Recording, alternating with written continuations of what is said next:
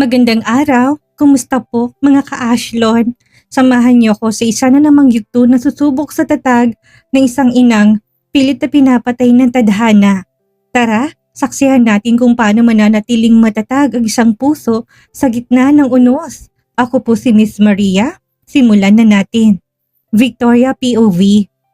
Yaya, anong balita sa labas? Kinakabahan kong tanong kay Yaya.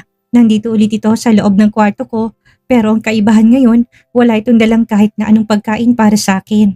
Sarili lang nito ang dala at kitang-kita ko sa mga mata nito na para bang nagpipigil itong umiyak.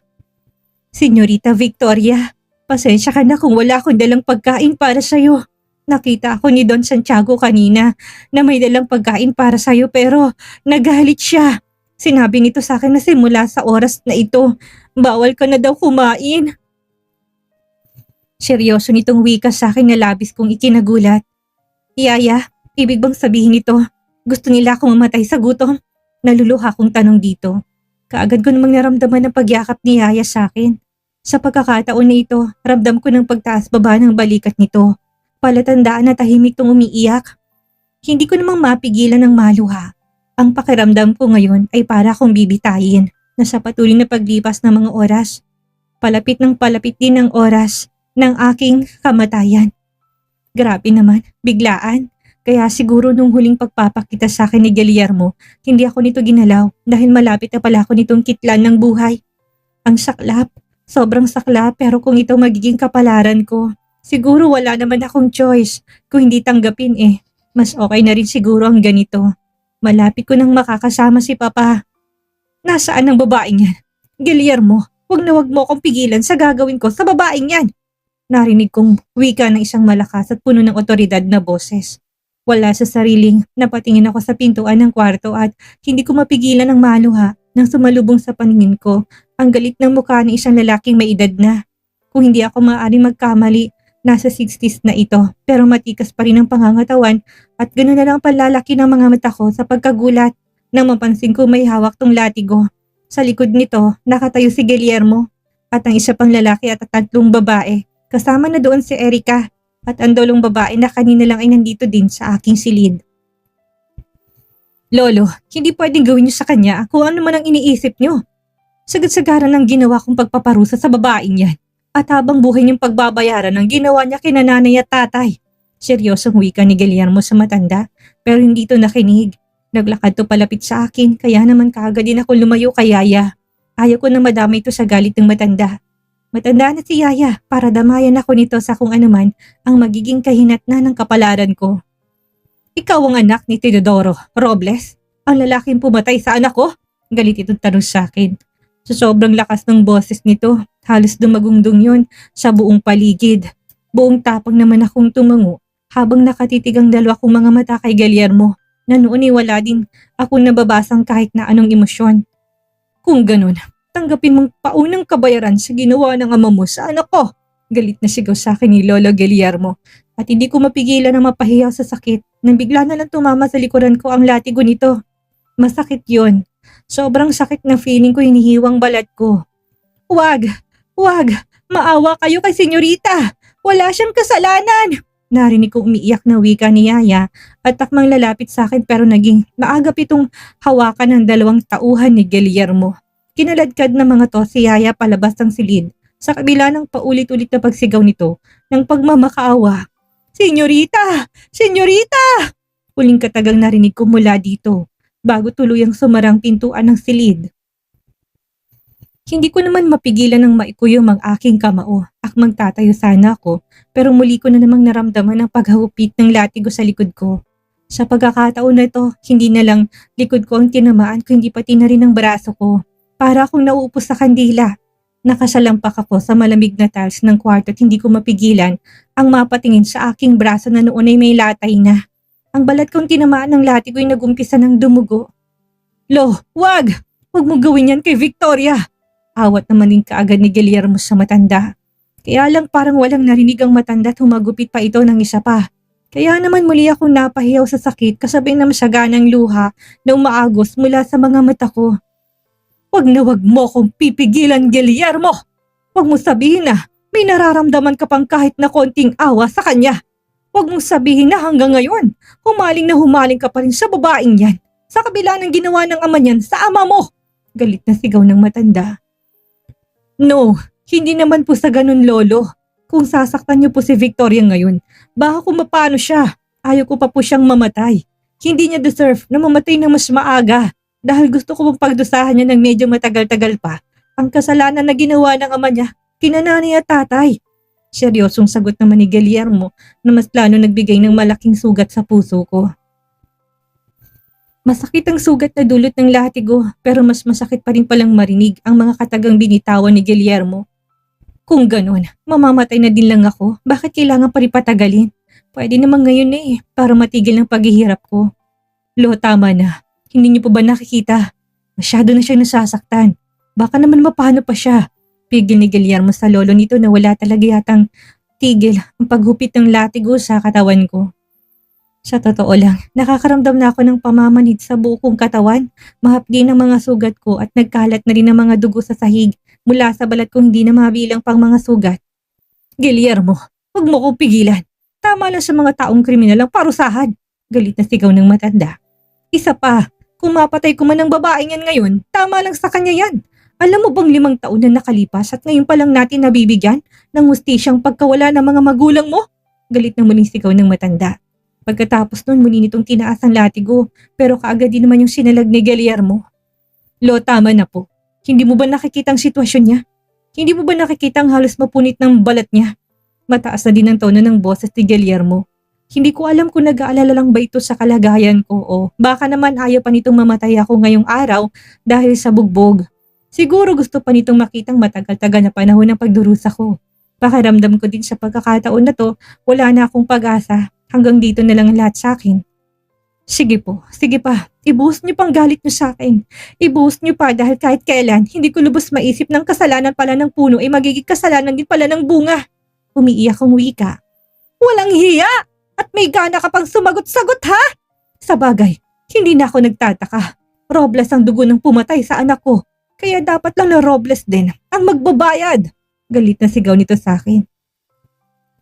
Hindi ko naman mapigilan ng maikuyom ang aking kamao. Simula pagkabata ko hanggang sa lumaki ako, never ako nakatakim ng kahit na isang kurot mula kay Papa. Kahit na masamang tao to or mamamatay tao daw ito, naramdaman ko kung gaano ko nito kamahal. Sana hindi na lang din naging matigas ang ulo ko noon at sinunod ko na lang sana si Papa na wag makipagrelasyon dito kay Guillermo. Ayaw mo siyang nakikitang sinasaktan ko? Sige Guillermo, ikaw ang gumawa. Ikaw ang magdisiplina sa babaeng yan. Galit na sigaw ng matanda at ganun na lang ang takot ko nang basta na lang itong inabot kay Guillermong latigo. 3 hagupit at tapos na ang pagpaparusa ngayong araw, dagdag na matanda. Katahimikan ang bumalot sa buong paligid pagkatapos sabihin niyo ni Santiago Balboa. Si Guillermo naman hindi makakilos sa kanyang kinatatayuan. Ano na Guillermo? Gawin mo na kung gusto mo, ako ulit ang gagawa. 3 hagupit lang kumpara sa maaaring gawin ko sa babaeng yan, Guillermo. Muling wika ng matanda. Walang tigil ang pagpatak ng luha sa aking mga mata. Tumingala ako kay Guillermo at pilitong inikian. Ano pang hinihintay mo? Sige na, sundin mo ng lolo mo. Hindi ba't ito naman ang gusto mo? Hindi ba't ito naman ang nais mo? Masaya ka na nahihirapan ako, hindi ba? Kaya Guillermo, ano pang ginagawa mo? Gawin mo na. Ipalo mo na sa akin ang lintik na pamalo na yan. Bilisan mo! Galit kong sigaw. Kaagad din mang gumuhit sa mga mata ni Guillermo hindi ko mawaring damdamin. Nang bigla na lang agawin ng matandang hawat nitong latigo, walang pag-anilangang pinadapo niya yung saking balat. Muli ako napayupo sa muling pagguhit ng sakit sa aking katawan. Akala ko manhid na ako pero hindi pa pala. Unang hagupit mula kay Guillermo, kasabay ng tuluyan naglahong pagtingin ko dito. Pangalawa, naging manhid na ako sa sakit at ang pangatlo ay ang tuluyang pagkalugmok ko sa sahig.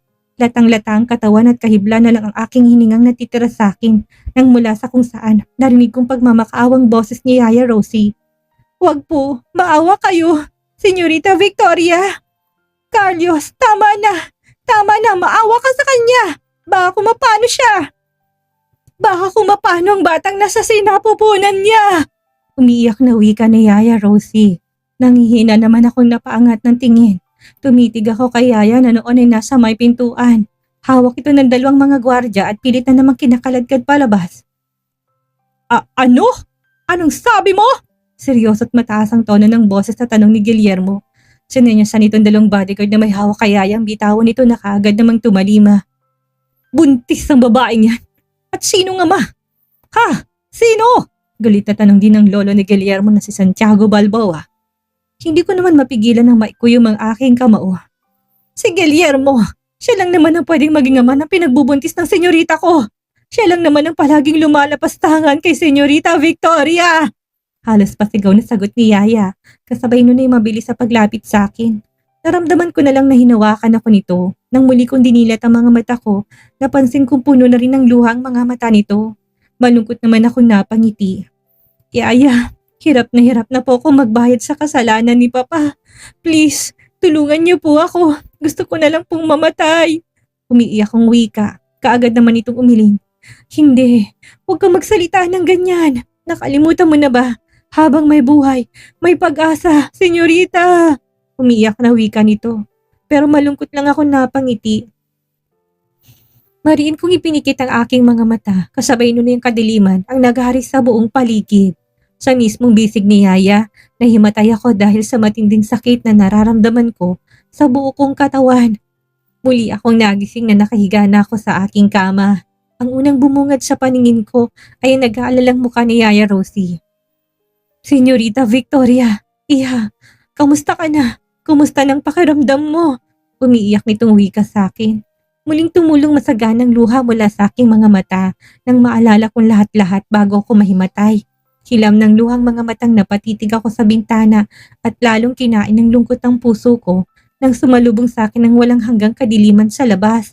Muling sumagi sa isipan ko mga masasakit na kaganapan na naranasan ko mula sa mga kamay ni Guillermo pati na rin sa lolo nito. Yaya, bakit ganon? Bakit hindi pa ako namatay? Ayaw ko na po. Hirap na po ako, Yaya. Umiiyak kong wika. Kaagad naman tong umiling. Hindi, huwag kang magsalita ng ganyan. Hindi ka pwedeng mawala, Senyorita Victoria. Hindi pwede lalo na't ikaw na lang ang meron ako ngayon. Saka nakalimutan mo na ba? May inosenteng buhay na unti-unting nabubuo sa sinapupunan mo. Magkakaanak ka na kaya hindi ka pwedeng mawala ng pag-asa. Umiiyak nitong wika sa akin. Kaagad naman akong umiling gamit ang nanghihina kong kamay na ngayon ko lang din napansin na may nakaturok na palang karayom na nakakonekta sa dextrose. Dahan-dahan kong hinawak yun sa impis kong tiyan. Hindi ko alam kung kaya ko bang isilang ang batang ito, Yaya.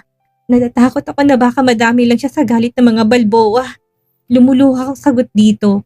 Hindi naman to nakainig pero kitang-kita ko rin ang lungkot sa mga mata nito. Yaya, ayaw ko na magkaanak kaming dalawa ni Guillermo. Hindi ko po kaya. Umiiyak kong muling wika. Akmang babangon na sana ako mula sa pagkakahiga sa kama. Pero natigilan din na biglang gumuhit sa kamalayan ko, hindi matawarang sakit mula sa mga sugat at bugbog ko. Inosente ang batang nasa sinapupunan mo. Wala siyang kasalanan, senyorita. Magtiwala ka lang. Alam mo ba na nalaman nila kanina na nagdadalang tao ka? Lahat sila natigilan. Lahat sila natulala at ayaw ko na pong marinig ang tungkol sa bagay na yan, Yaya. Wala naman ding halaga eh. Para sa akin patay na ako pagkatapos nila akong bugbugin. Wala nang halagang buhay ko at hindi ko ilalabas ang batang ito kahit na anong mangyari.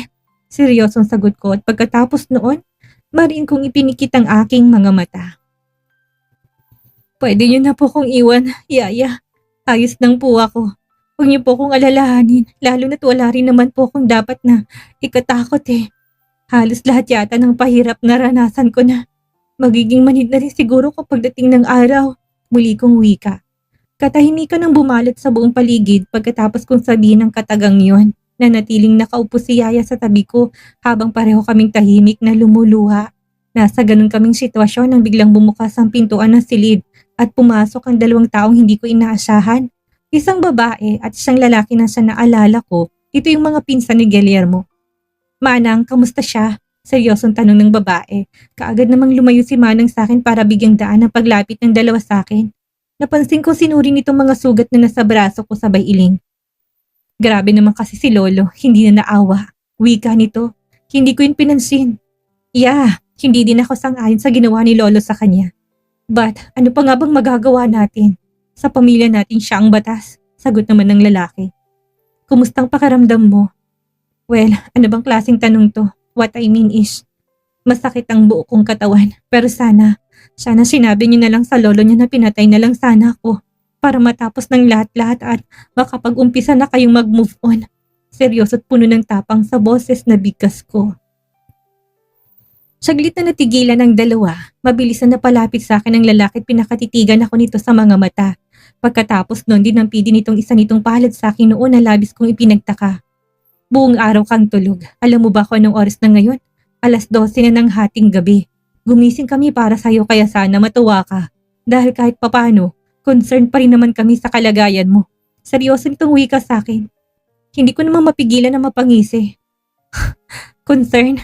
Dugong Balboa kayo at ang dugong Robles ang pumatay sa kamag-anak ninyo. Sabihin niyo nga sa akin, may puwang pa ba sa puso niyo na magkaroon ng concern sa isang taong labis na kinamumuhian ng inyong angkan? Seryosong sagot ko dito. Napansin kong saglit na natigilan ang dalawa, lumayo ng konti sa akin at hinarap si Yaya. Manang, pakainin niyo na po siya. She's in pain at siguro wala siya sa mood na makipag-usap. Seryosong wika ng lalaki. Hindi ko alam kung anong pangalan nito pero nakikita ko naman sa hilit siya ng mukha nito na mukha naman tong mabait. Hindi to kagaya ni Guillermo. Kung matingin sa akin, alam kong may galit talaga sa akin. Iba to kung makatingin. Na para bang isa lamang akong ordinaryong kakilala. Huwag na kayo mag-abala pa, Yaya. Hindi po ako kakain. Pwede niyo na po kung iwan dito kung wala na po kayong kailangan sa akin. Gusto ko pong mapag-isa. Seryosong sagot ko at pagkatapos nun, muli kong ipinikita ang aking mga mata. Nagkunwari akong tulog na para hindi nila ako kulitin. Nagtagumpay naman ako dahil ilang saglit lang naramdaman ko ang mga yabag palabas ng silid. Nang muli ako mapag-isa dito sa aking silid, muling tumulong masaganang luha mula sa aking mga mata. Mga ka-Ashlon, kung meron man tayong aral na mapupulot sa yugtong ito ay ang galit ay parang lason na hindi lang ang target ang pinapatay, kundi pati na rin ang taong nagtataglay nito. Napatunayan natin kay Guillermo na sa kabila ng pagiging malupit, may mga pagkakataon ng kanyang sariling mga aksyon ay bumabalik sa kanya bilang isang malaking tanong. Tama bang ginagawa niya? Karapat-dapat ba si Victoria sa ganitong uri ng pagpaparusa? At dalawang pinsan na nagpakita ng konting concern, magiging kakampi kaya sila o manunood lang sa unti-unting pagkawasak ni Victoria? Ang isang ina ay handang ibigay ang lahat, pero hanggang saan ang hangganan ng pagtitiis ni Victoria? Huwag niyo pong kakalimutang mag-like, mag-comment at mag-subscribe para sa susunod na kabanata ng kanilang madilim at masalimuot na kwento. Muli, ako pong inyong narrator si Miss Maria. Hanggang sa susunod na kwentuhan.